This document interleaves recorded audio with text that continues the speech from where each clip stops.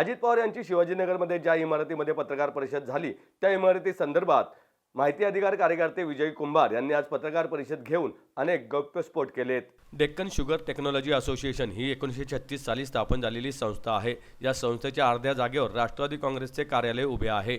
धर्मदाय आयुक्तांनी Deccan sugar technology association या संस्थेला त्यांची जागा भाड्याने देण्यास परवानगी देण्यात आली होती। मात्र संस्थेच्या विश्वस्तांनी ती जागा विकली असा खळबळजनक आरोप माहिती अधिकार कार्यकर्ते विजय कुंभार यांनी केला आहे। राष्ट्रवादी काँग्रेस पक्षाचे अध्यक्ष अजित पवार यांची शिवाजीनगरमध्ये ज्या इमारतीमध्ये पत्रकार परिषद झाली त्या इमारती संदर्भात विजय कुंभार यांनी पत्रकार परिषद घेऊन अनेक गौप्यस्फोट केलेत। डेक्कन शुगर टेक्नॉलॉजी असोसिएशन या संस्थेची जागा विकसित करण्यासाठी संस्थेने साहिल प्रधान या व्यक्तीला पॉवर ऑफ अटर्नी दिली। या साहिल प्रधान तोच आहे जो मुंढवा जमीन घोटाळा प्रकरणात अमेडिया कंपनी आणि शीतल तेजवानी यांच्यात जो करार झाला त्या व्यवहारात साहिल प्रधान हा साक्षीदार आहे। यातून उपमुख्यमंत्री अजित पवार यांचे पुत्र पार्थ पवार यांचा या प्रकरणातील सहभाग दिसून येतोय असा गौप्यस्फोटही विजय कुंभार यांनी पत्रकार परिषद घेऊन केलाय। कल्पवृक्ष प्लांटेशन या कंपनीने ही जागा विकसित केली आहे। तसेच कल्पवृक्ष प्लांटेशन कंपनीचे संचालक आणि सुनेत्रा पवार या इतरही कंपन्यांमध्ये एकत्रित संचालक आहेत असेही विजय कुंभार यांनी सांगितलंय। ही जागा 60 वर्षाच्या भाड्याने देण्यास परवानगी देण्यात आली होती। मात्र प्रत्यक्षात ही जागा विकसित करून विकण्यात आली। 2017 पासून या जमिनीची विकसित करण्यासाठी प्रयत्न सुरू होते असं म्हणत भाजप देखील यामध्ये सहभागी आहेत, कारण ते कारवाई करत नाहीत, कारण ते सत्तेत एकत्रित आहेत असा आरोप विजय कुंभार यांनी केलाय। ही जी जागा आहे ज्याच्यावर अनंता वन नावाने एक प्रकल्प उभा करण्यात आलेला आहे, ही मूळ जागा डेक्कन शुगर टेक्नॉलॉजी असोसिएशन ही एक धर्मादाय संस्था आहे। शेतकऱ्यांच्या हितासाठी काम करण्यासाठी ही संस्था स्थापन करण्यात आलेली आहे। या संस्थेची शिवाजीनगरला मेट्रो स्टेशनच्या समोर सुमारे 3000 स्क्वेअर मीटर म्हणजे 30,000 स्क्वेअर फूट जागा आहे। या जागेपैकी काही भाग हा लीजने द्यायचा संस्थेने ठरवलं आणि त्यानुसार त्यांनी प्रयत्न चालू केले।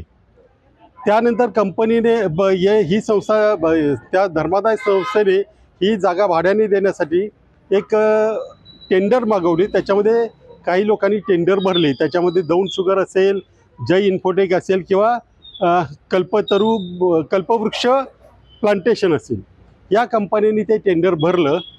परंतु याच्यातले जे डायरेक्टर्स आहेत ते जवळपास सगळ्या कंपन्यांमध्ये समानच आहेत, म्हणजे आत्ता किंवा नंतर अशा पद्धतीने। त्यामुळे ह्या टेंडर प्रक्रियेच मुळात गडबड होती। परंतु तो भाग आपण आलाहिदा ठेवला तरीही त्यानंतर DSTAने या जागेच्या लीज करारासंदर्भामध्ये चॅरिटी कमिशनरकडे परवानगी मागितली। त्यानुसार चॅरिटी कमिशनरने या जागेपैकी 15,000 स्क्वेअर फूट जागा ही 60 वर्षांनी लीजने देण्याची परवानगी दिली। परंतु या संदर्भात जे लीज डीड झालं त्याच्यामध्ये सेल असा उल्लेख करण्यात आला जो पूर्णपणे चुकीचा आणि बेकायदेशीर होता। त्यानंतर कल्पवृक्ष प्लांटेशनने याच्यावर एक प्रकल्प उभा केला आणि फक्त लीजची परवानगी असतानाही यातली अनेक मोठी जागा ह्याचा विक्री करार करण्यात आला जो पूर्णपणे बेकायदा होता। त्यातच आता महारेराची ऑर्डर जरी आज आपण बघितलं रेराच्या वेबसाईटवर, तरी या संस्थेचं म्हणजे कल्पवृक्ष प्लांटेशनचं अकाउंट हे महारेरानं सीज केलेलं आहे। इथं कुठलाही करार किंवा साठेखत करायला मनाई केलेली आहे। असं असतानाही अगदी अलीकडे राज्याच्या उपमुख्यमंत्री ज्या पक्षाचे नेतृत्व करतात त्या पक्षाने म्हणजे राष्ट्रवादी काँग्रेस पक्षाने काही दिवसांपूर्वी तिथं ऑफिस सुरू केलं। आता ते ऑफिस कसं सुरू केलं वगैरे हा आणखी वेगळाच मुद्दा आहे, परंतु या संदर्भात आता त्या सर्वांनी खुलासा केला पाहिजे।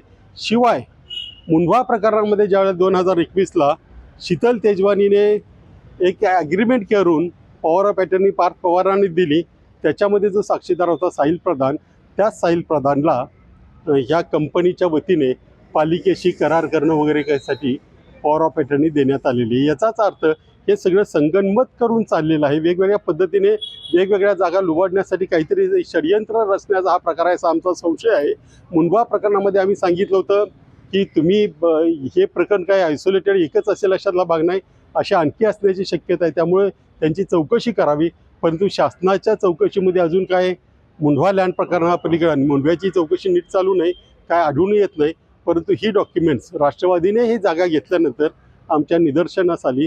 ती पब्लिक डोमेनमधली डॉक्युमेंट आहे आणि हा मुद्दा सगळ्या समोर आणला आहे शासनाने. आता शासनाने मग म्हणजे कुणाकडे मागणी करायची हाच आमचा खरा प्रश्न आहे, कारण स्वतःच काही शासन करत नाही.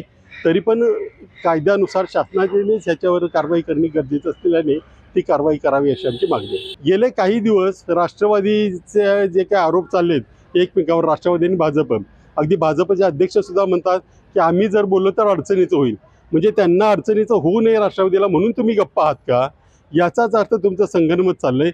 जी डॉक्युमेंट्स विजय कुंभारसारख्या एखाद्या बाहेरच्या माणसाला उपलब्ध आहेत ती एका राष्ट्रीय पक्षाला किंवा पक्षाच्या अध्यक्षांना, त्यांच्या कार्यकर्त्यांना, त्यांच्या यंत्रणेला उपलब्ध नाहीत असं म्हणता येणार नाही. याचाच अर्थ राष्ट्रवादी काँग्रेस असेल, अजित पवार गट किंवा भाजप असेल, त्यांची ही नुरा कुस्ती आहे. हे नुसतं आपलं लढल्यासारखं करतायत. प्रत्यक्ष लोकांना दिसेल, लोकांना भावेल, लोकांच्या लक्षात येईल, लोकांना वाटेल की कायद्यावर विश्वास ठेवावा, अशी कारवाई होताना दिसत नाही. अगदी आता शेवटी पहिल्यांदा आम्हाला आता मुंडवा प्रकरणात आम्हाला कोर्टात जाता येत नाही, कारण यांची अजून चौकशी चालू आहे. कोर्टात गेलं की म्हणणार चौकशी चालू आहे ना. म्हणजे आता कसं जायचं हाच खरा प्रश्न आहे. आम्ही जर नाही झालं तर कोर्टात जाणार, ह्याच्यात कुठलीही शंका नाही आहे. आज विजय कुंभार जे माहिती अधिकाराचे पुणे शहरातील कार्यकर्ते आहेत, त्यांनी आज राष्ट्रवादीची जागा कशा गैर पद्धतीने डेक्कन शुगर कंपनीकडनं त्यांनी बळकावली आणि तिथं आपल्या पक्षाचं कार्यालय थाटलं आहे, अशी माहिती अधिकारात आज एक प्रेस घेतलेली होती. मी सामान्य पुणेकर म्हणून मला असा प्रश्न पडतोय की प्रत्येक जमीन घोटाळ्यामध्ये मुंडव्याचा विषय असू देत किंवा असू देत, याच्यात पवार कुटुंबियांचं नाव काय येतं आहे, आणि जर काही ह्यामध्ये काही तथ्य असेल तर या संपूर्ण प्रकरणाची सखोल चौकशी झाली पाहिजे आणि संबंधितांवर गुन्हे दाखल झाले पाहिजेत.